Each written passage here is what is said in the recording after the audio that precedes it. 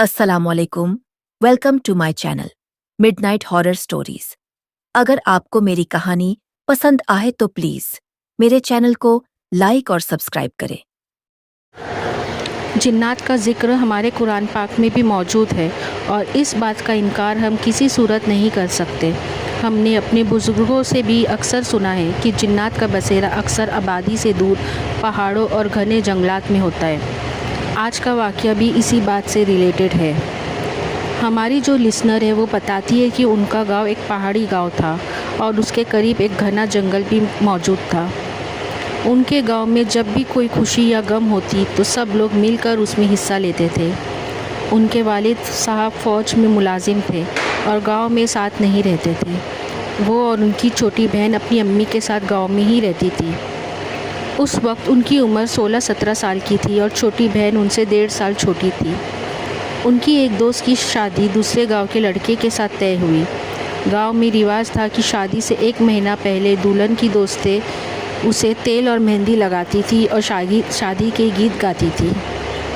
ये महफ़िल रोज़ाना मगरिब की नमाज के बाद पूरा महीना चलती रहती और इस रस्म के लिए दावत भी दी जाती थी।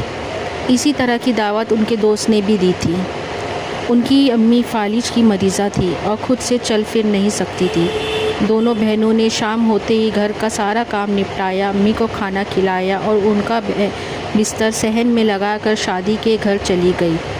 अम्मी ने उन्हें जल्दी वापस आने की हिदायत की और ख़ुद बिस्तर पर लेटकर आराम करने लगी। अंधेरा धीरे धीरे छा चुका था। अचानक अम्मी ने देखा कि दीवार पर कुछ रोशनियां उभर रही है, जैसे छोटे छोटे दिए जल रहे हो और पूरी दीवार जगमगा रही हो। फिर अचानक अम्मी ने देखा कि दीवार पर बहुत से छोटे कद के बौने जैसे मखलूक नाचते गाते हुए दीवार से उतर रहे हैं। साथ ही हंसी की आवाज़ें, चूड़ियों की खनक और बच्चों के खेलने की आवाज़ें आ रही थी। ऐसा लग रहा था जैसे कोई बारात जा रही हो। फिर एक बुज़ुर्ग जिन ने उन बच्चों में से एक बच्चे का नाम पुकारा, चलो जमरोद घर चलो। बच्चे ने जवाब दिया, नहीं अभी हम और खेलेंगे। ये सब देखकर अम्मी बहुत ज़्यादा घबरा गई। फिर उन्हें एक बहुत बड़ा साया महसूस हुआ जो उनके तरफ से गुज़र गया। कुछ देर बाद उन्हें लगा कि बच्चों की आवाज़ें दूर होती जा रही है।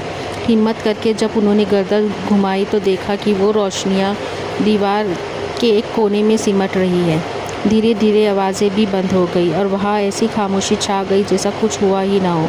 कुछ देर बाद जब दोनों बहनें घर वापस आई तो अम्मी बहुत ज़्यादा खौफ के आलम में बैठी हुई थी। जब उनकी तबीयत कुछ बेहतर हुई तो उन्होंने ये खौफनाक वाक़या सुनाया। इस वाक़या के बाद उन्हें कभी भी अकेला नहीं छोड़ा गया क्योंकि वो बहुत ज़्यादा डर चुकी थी। ये था आज का एक सच्चा वाक़या जो हमारी प्यारी लिसनर ने हमसे शेयर किए हैं। अगर आपके साथ भी ऐसा कोई वाक़या हुआ हो तो ज़रूर हमसे शेयर करें।